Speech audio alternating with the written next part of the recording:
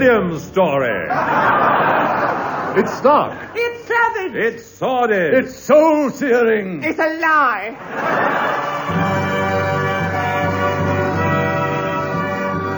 Hello, me dearie-os.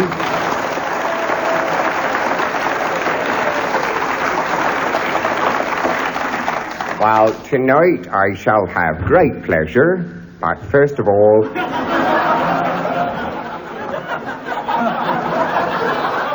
I'd like to sing you a few songs. So anyway, this lover is under this tree, singing to his light o' love, and he tells her of his desires as follows. Will you still love me, Mary, when... He was hell on stage with me, because I was very frightened of him. I was very frightened. Kenneth was a demon with people that were frightened of him. No, but he was extremely well-mannered. Very well-mannered. He used to say, come in, go upstairs and read the lyric poets. I'm just lancing a boil on Louis' bum. He didn't like being touched very much. He wasn't a great chap for touching. I mean, most actors kiss each other all the time, like footballers, don't we? All that filth, you see. Playing to the audience, quite simply, when I was speaking, he would suddenly put his tongue in my ear. I don't think it occurred to me for a moment that he fancied me. And I was a little bit frightened of him. I thought he was rather formidable. I think directors were probably a bit scared of him. I'd do anything the boy said. I mean, if he said go and lay down in the middle of Piccadilly Circus for half an hour, I would. See, there's a box of kippers. The way I do tonight, my answer will still be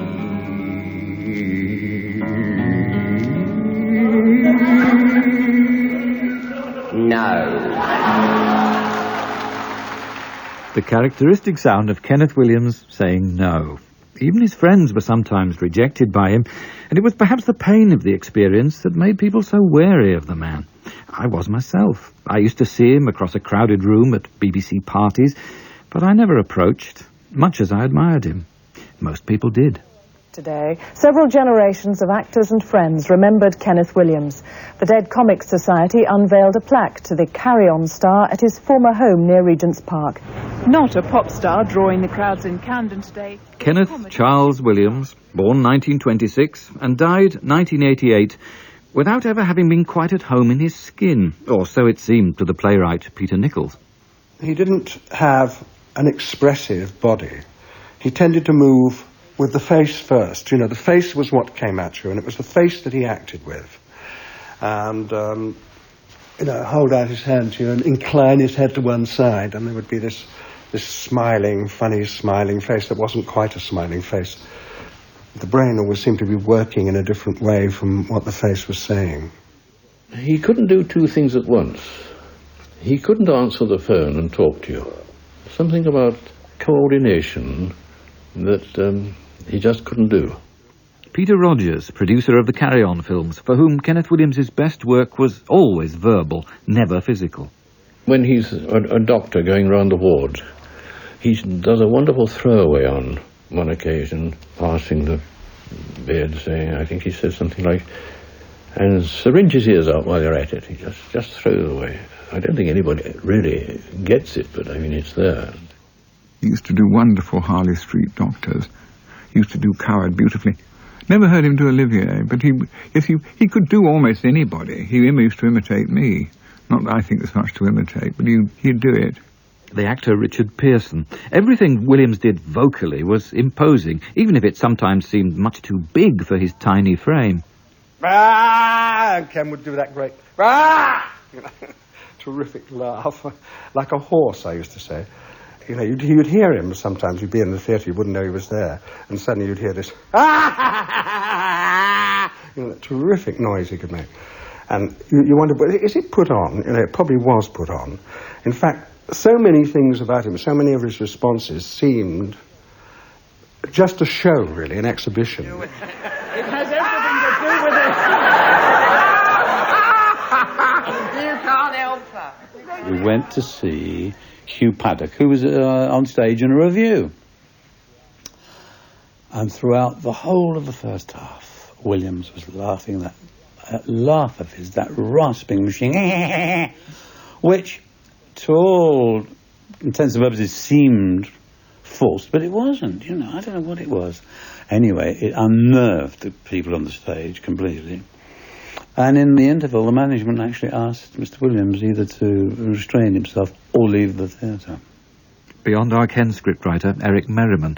Williams's laugh may have been out of place in the stalls, but it was authentic enough as a clue to his upbringing in the St Pancras district of London, which he never really left. Charlie Williams, his dad, kept a barber shop in Marchmont Street. It's still a hairdresser's today.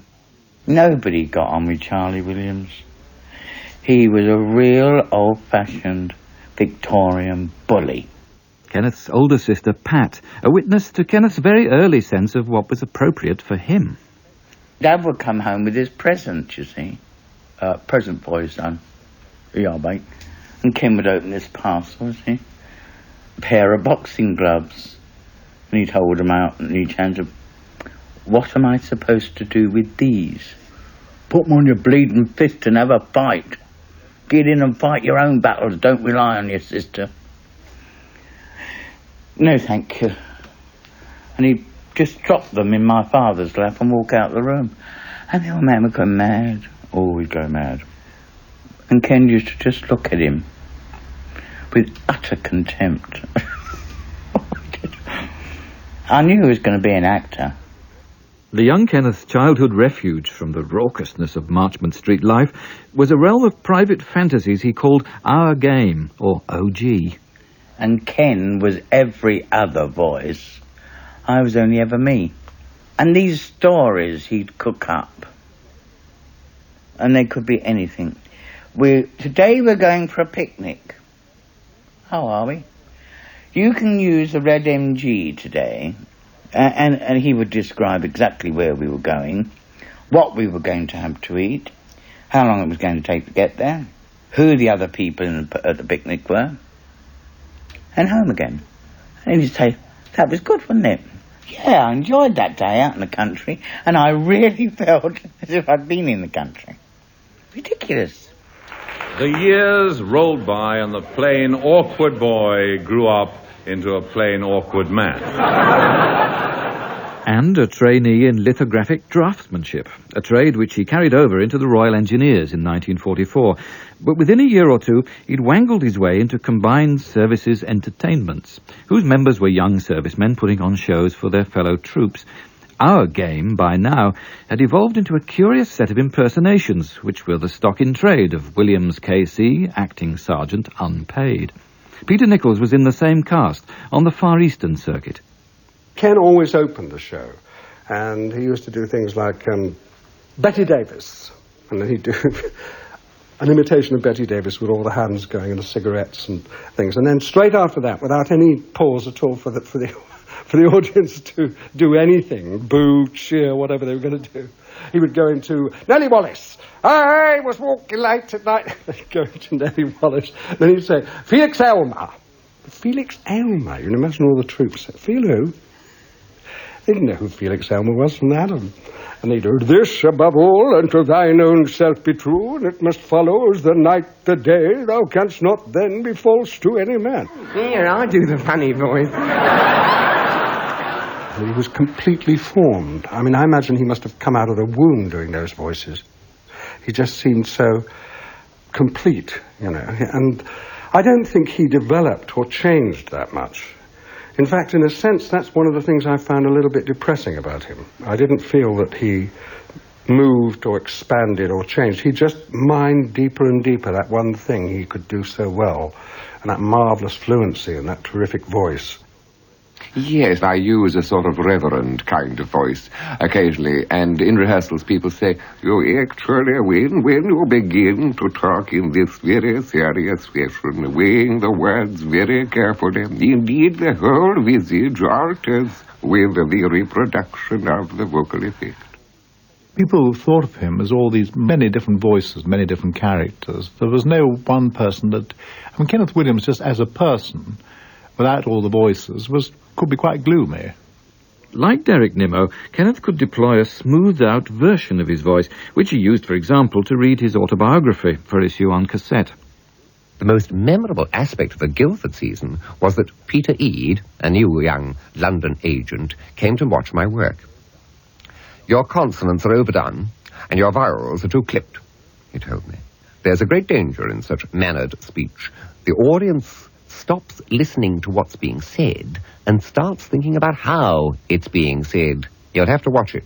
I mean, it's like with the real Kenneth Williams stand-up, you know. I mean, you didn't know. You didn't know. But did he have a basic voice, and if so, what did it sound like? I suppose it could be nails and Cockney, I suppose. But no, you never got that at all, you know. He'd go into it very easily if he wanted to, you know. Someone said, "Hello, Kenny, all right, mate?" You know, that sort of thing. Kenneth's friend and neighbour, Paul Richardson. It's interesting that in the most intimate of circumstances, he would still be using his vocal repertoire to the full. We know this from an answer phone tape preserved by Richardson from fairly late in Williams's life. Well, I used to be in the front row of the chorus, but then I got shoved up the back, as you know. And that led to this, well, I mean, I say war wound because, I mean, certainly was incurred during the hostilities, or nusus bellum, as the judges, the learned in those wigs might... Oh, no, I saw one. Well, she had a sort of blue rinse touch-up in number 4 court in the Old Bay. Oh, I laughed. I said to that Denning, I said, "Honestly, darling," I said, "Oh, the laughs I heard, you know, in those courts. Oh, I can't tell you." The trouble with Kenny, if he changed characters in the middle of a sentence. So he might start as one character and finish up as some total anarchic figure at the end of the sentence. He was very strange. Yeah, I'm like a sort of mosquito, because I meander, I flit from one thing to the other, you see. It was one of the things that made him difficult to cast in the theatre. He was useful in rep. Anybody who could play that range of parts was bound to be. But what directors were not looking for was versatility within a single role, let alone the other disruptive aspects of Kenneth's approach. An actress who worked with him had this to say. "Oh, yes. I certainly remember Kenneth. He was in our company for some time, and I must say that working with him, I learnt one very important thing." What was that? "To lock my dressing room door, darling." That wasn't far from the truth. Betty Marsden, whose line that was, spoke from personal experience. I beat him to it, though, when we were together in Cinderella at the Colosseum. And I was playing the godmother. He was one of the ugly sisters, and he dressed in the dressing room next to me. And every day, he'd get out there and he'd say, "Well, I've got it out. Come along and see it and grab hold of it with your hand. It's all right, it won't bite you." Well, we went on this night after night till one day I said, "All right, Kenneth, I'm coming out." And I went out and I chased him all up the corridor and grabbed him. I literally grabbed him. He didn't do it again. Oh, no, stop messing about. Those voices sometimes ran away with his life.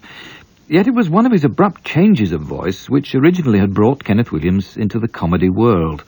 It all came out of his first appearance in the West End in 1954. There was a phone call from an agent called Peter Eade, who said, "He's not going to mind, but you should go down to the Arts Theatre and see Shaw's St. Joan with Siobhan McKenna, and the chap playing the Dovefat's name is Kenneth Williams. And if he hasn't got comedy, I'll eat my hat." Dennis Mayne Wilson, one of the few BBC comedy producers to whom Kenneth Williams hadn't sent personal letters applying for work. He went to see St. Joan. In the last scene of the last act, the Dover has to age about 25-odd years. Kenneth Williams had done it his own way. There was no pause, no break, no turning back on audience and things. He just changed gear, va. And at age 25 years, instanter, beautifully done. I was very impressed, congratulated him, and explained that I was doing this new series starring Tony Hancock. "Oh, yes." And offered him a part. And he went into a sort of, not quite God for Harry, God for England, but jolly nearly. He was awfully busy, and didn't really fancy the wireless, you know. And anyway, you know, comedy is not really his scene. It's not great theatre, is it? And anyway, the BBC couldn't afford me, so and I suppose my face must have looked very woebegone and disappointed. He wet his knickers laughing. He got this tremendous laugh. He'd been setting me up all the time. And thereafter I became a sort of character man for Hancock's Half Hour. The radio opportunity that finally made his voices famous. Good evening. But this strange need to disconcert people could even alarm old friends like Peter Nichols, who one night left his gloves in Kenneth's flat. And I went up to room 342, whatever it was, knocked on the door. Door opened about 2 inches. And Ken said, "Yes? What do you want?" I said, "Oh, Ken, I think I must have left my gloves here last night." "What are you doing coming here Saturday morning? What are you doing coming here on Saturday morning when I could have anyone here? I could be entertaining anyone here in my own room, and you're coming back on a Saturday morning, coming around here uninvited to try and push your way into my flat." "I don't want to push my way into your flat. Just give me my gloves and I'll go." "Oh, come on in," he said. "You know I've never got anybody here." Quite frightening, really. The frightening side of Williams somehow always had been bound up with his solitariness and the defence of his own territory. Ken would go charging up the stairs and get in his room and lock it. And the old man would be banging on the door, and Ken would suddenly turn on Gilbert and Sullivan. And the old man would be banging, and he'd just make the music go louder and louder. And I used to laugh at him. God, he's got some guts, that kid. Not many of his friends were invited into his living space. Among those who did get beyond the door were Sheila Hancock and, from the cast of his next radio hit, Beyond Our Ken, Bill Pertwee.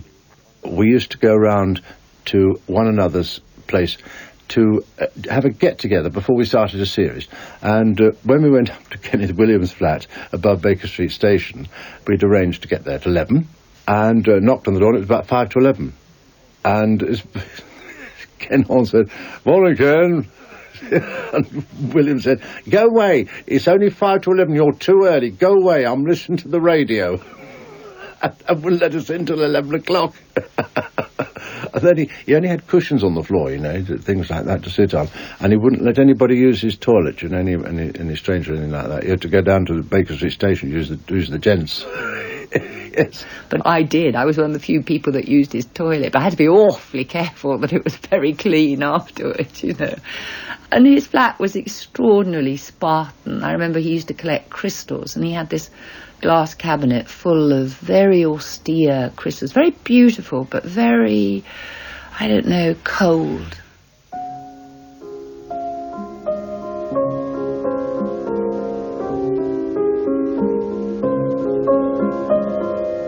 And his musical tastes were very kind of ethereal and pure. I have to live alone. I have to retreat into another world, and this is where I think one comes back to a view of art.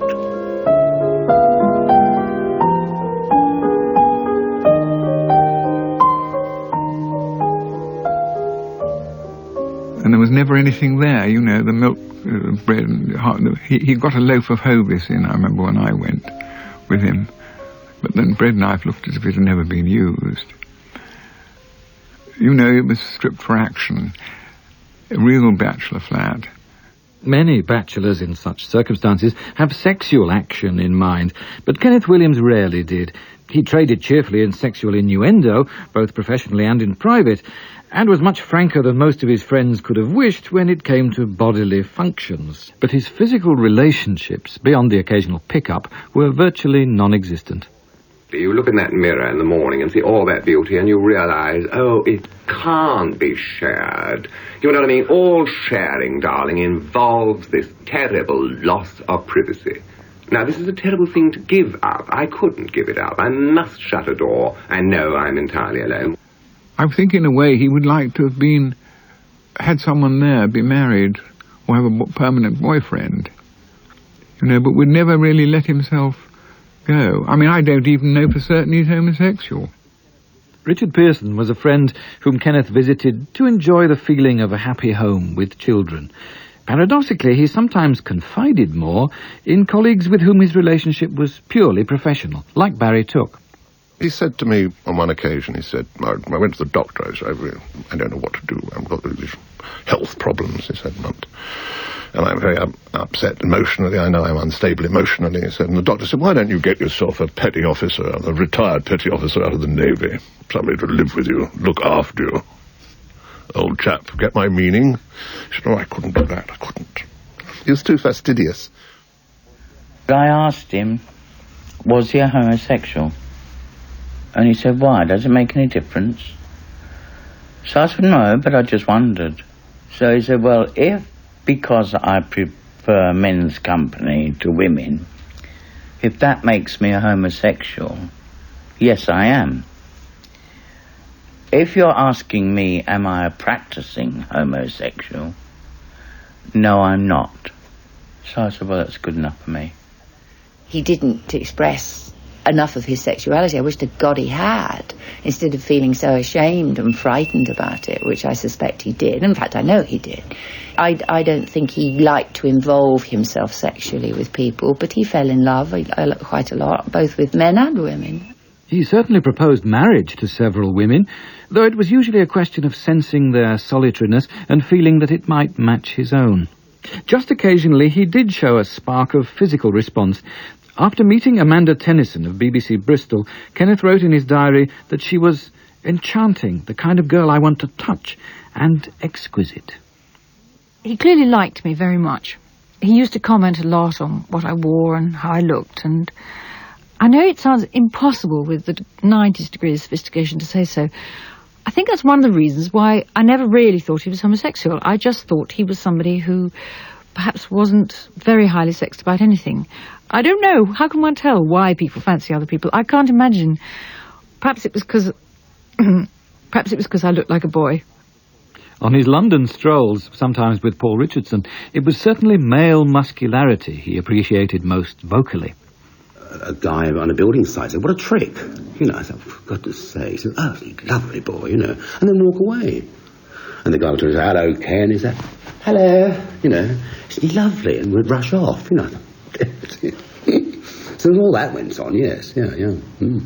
And much of it sublimated into the solitary vice of the solitary man. He called it the Barclays, short for Barclays Bank. And in its way, it was our game all over again.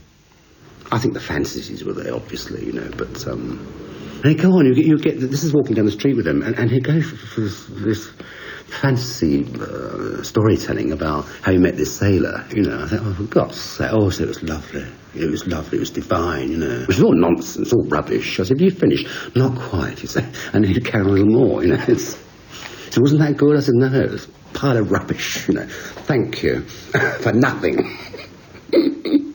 He liked being alone. I think he was probably most himself when he was on his own. You know what I mean? And it's a funny thing because, I'll tell you why. I was very rudely, I don't know whether I can't. When I say I can't, I could, but it's not that I wouldn't, it's not that I shouldn't. And it's certainly not because I wouldn't, it's, simply because I'm the laziest people in town. And anyway, I had this terrible, I was doing because I'd like to say how lovely the evening. Tankard and pines we have, haven't we, Jules? Oh, yes. We feel there's a crying need in this country today for men like us to get out into the open. Yeah. It was to fulfil this long-felt want that Jewel and me opened up this dude ranch, 2 up, 2 down, and 1 out in the yard. Or as we call it, the great outdoors. Yes, now what's your curriculum? Mondays it's cow punching, Tuesdays it's bronco busting, Wednesdays buffalo wrestling. And Thursdays? That's flower arranging. By the time Round the Horn took over from Beyond Our Ken in the mid-60s, Kenneth Williams was in demand everywhere. The Carry-On films were flowing, and he'd been in 3 hit revues, co-starring successively with Maggie Smith, Fenella Fielding and Sheila Hancock. In spite of his known misbehaviour in the theatre, Kenneth Williams had such strong thoughts and feelings about stagecraft that his authority made itself felt even in straight plays. The Peter Shaffer double bill, The Private Ear and The Public Eye, which reunited him with Maggie Smith, also brought him a happy partnership with Richard Pearson. I learnt a lot from him. Kenneth knew exactly how to orchestrate the thing. You know how you can easily play to get every possible laugh out of something. He knew not to do that. And he used to mark his script, and mine, because he was quite bossy, and said, we won't let them laugh anywhere there at all until we come to that one. You'll be so quick on the cue that they won't be able to laugh. And this is exactly the quality that critics liked. They said the play really took off. Maggie Smith herself also benefited. I think she said openly that she learned an awful lot from Kenneth. Your people always say, well, isn't she marvellous how she can say that line? No one ever gets a laugh on. I wish she learned that from him. And you see, when we did that play, he was above her in the billing. He was the draw. Kenneth had become a star. Everywhere you went, there was Williams. We used to go around the theatre at night just to see his name up in lights. A part of his temperament had always been prepared for this eminence. I'm a hill in a very flat country. There are some fine things in life, and I happen to be one of them. And consequently, I've done rather well at it. Performance, especially if it went badly, sometimes unlocked an anger that was not just disproportionate to the situation, but could involve anyone who got in his way. Listen to one of Paul Richardson's answer phone tapes. I did that just a minute yesterday. Oh, it was awful. Some dreadful man came up onto the stage after and said, do you fulfill the strictures of Lord Reith, who said that everything should be for the greater glory of Christianity? I said, oh, shut up. I said, people like you wear me out. And he said, bless you, my son, God's bless. I said, don't give me that crap. I don't want to hear it. And then he came up afterwards when I was getting Lou up the stairs, because she takes her time, as you can imagine. All right, I will pray for you. Don't bother, as your presence here today has been embarrassing. You cause nothing but vexation, like so many of your religious friends, as you result eventually in the Spanish Inquisition, the persecution of homosexuals. That's disgraceful, he said. He said, in the Bible, sodomy, Sodom and Gomorrah were destroyed. I said, you have no evidence as to what went on in Sodom or Gomorrah. I can't discuss. I said, no, of course you can't. Jack, sir. And then I swept. I was so angry. I was really wild. He did seem to become more intolerant as he aged. And even when he was probably only protecting himself from embarrassment, his bluff Londoner persona sometimes seemed inappropriate. My mother, very sadly, it's another line on him in a way. My mother very sadly had to have a double amputation latterly, so she was in a wheelchair. And she was very taken with Kenneth. But to see him giving his #1 performance for my mother, but overdoing it, he wanted to show that he wasn't going to be over-sympathetic to her. He said, oh, you're all tarted up today, aren't you, dear? You know, that sort of thing, which you wouldn't normally say to someone you've met without any legs for the first time, would you?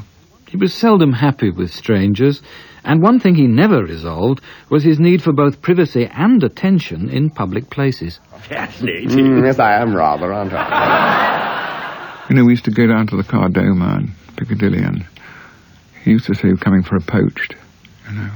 Mince on toast was what he really liked. He had very plebeian taste, it seemed to me, and yet he went to all the grand restaurants. But he was a funny mixture of wanting a screen round the table, and not always very nice to fans who came up to him. But other times, if they were there, he wanted the whole room to be listening, which they always did, because he was easily the best raconteur I've ever come across. No. Yes! But he'd come here for dinner and hold court, really.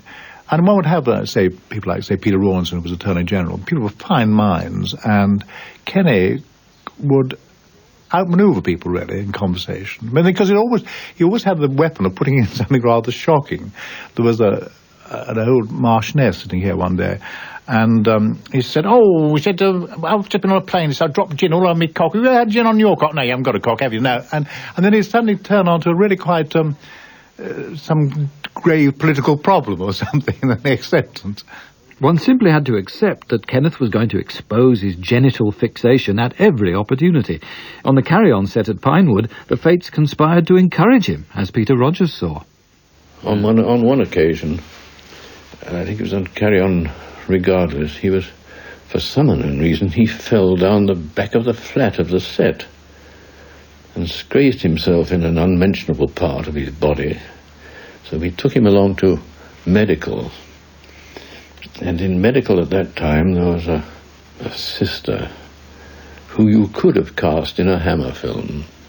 And he was gone for so long that Gerald and I went down to this medical, thought, where the hell is he? He was lying on this bed and she was slapping some salve on his penis, and he was thoroughly enjoying himself. He could have stayed there all the afternoon. Oh, they give you everything, the massage, all over. Oh. I never found any vulgarity offensive with Ken. I mean, that was the thing, that he could do it in such a way that it never was. I mean, it was just a marvellous purging of all things that we know we all think and feel. And also when he was rude about people, he could be viciously rude about somebody, and it was usually somebody that you felt exactly the same thing. But the wonderful thing about Kenneth was he said it, you know, and you thought, oh, good, that's exactly what I think. But I'm too polite and I want to be loved too much to say it, you know. I got undressed, and I was getting to bed, and knock, knock. I went to the door in my pyjamas. The manager stood there. I thought you'd like a glass of champagne. I thought, oh, thank you. Oh, silly sod. 12 o'clock at night. I tried it down the sink.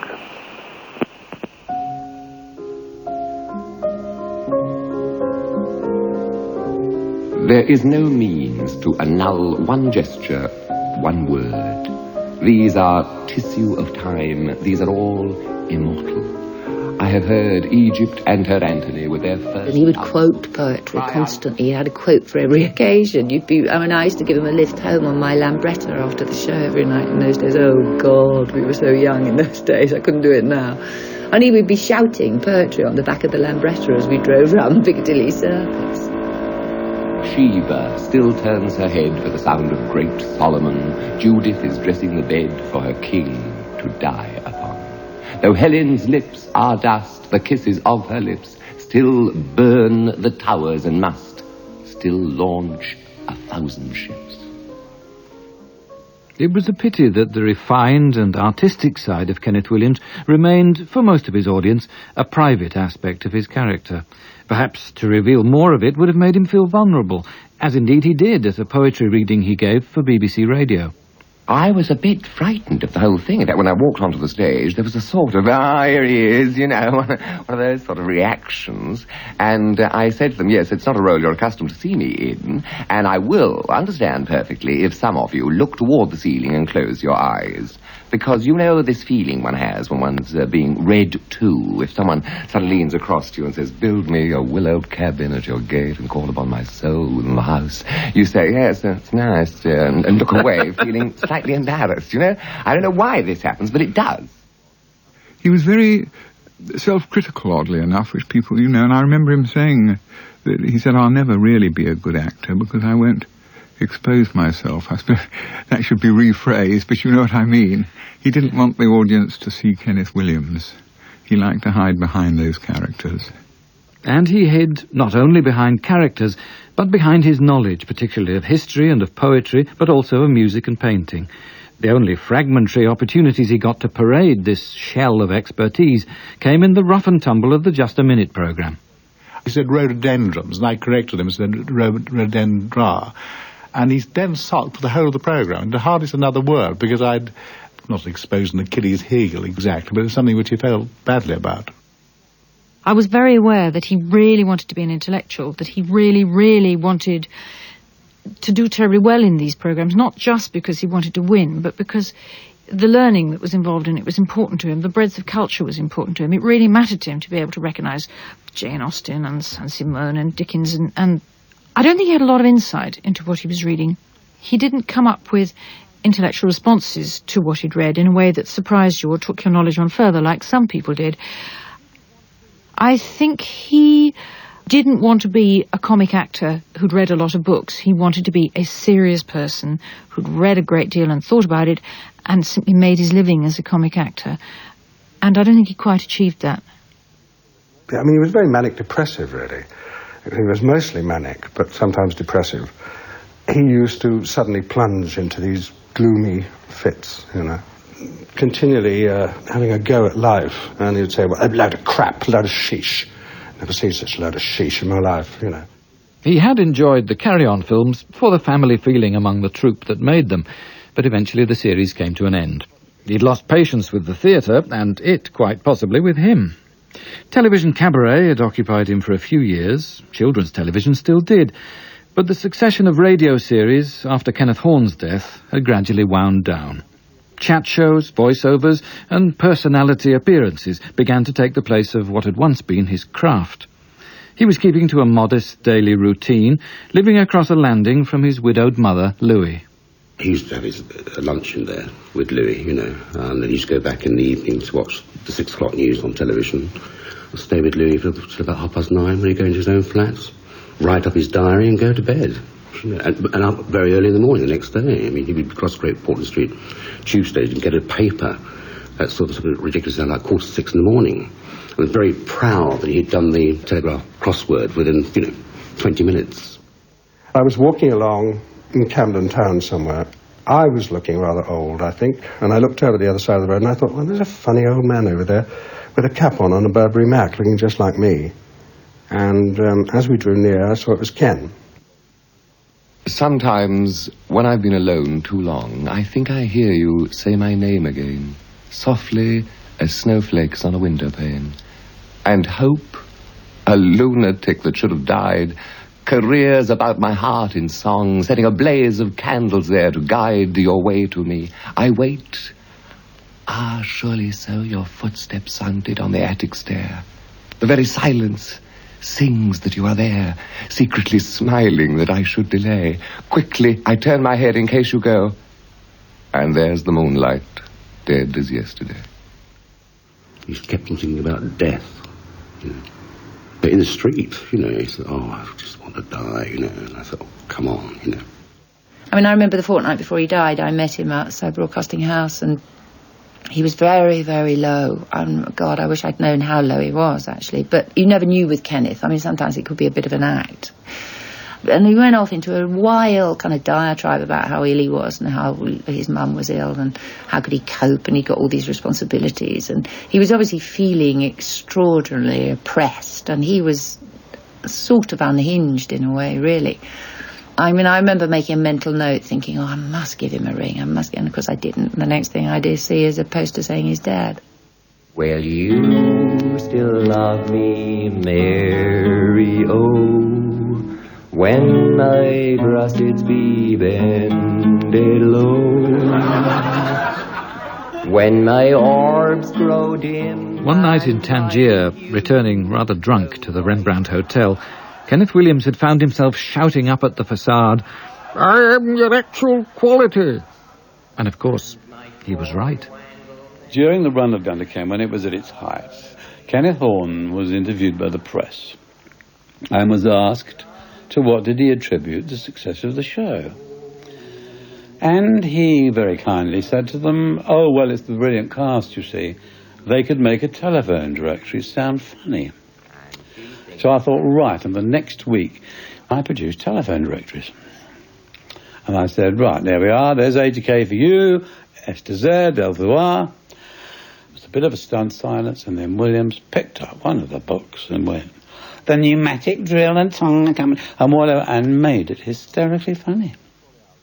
I remember once, in Escorial in Spain, I went to Philip of Spain's cell just beside this great Baroque altar.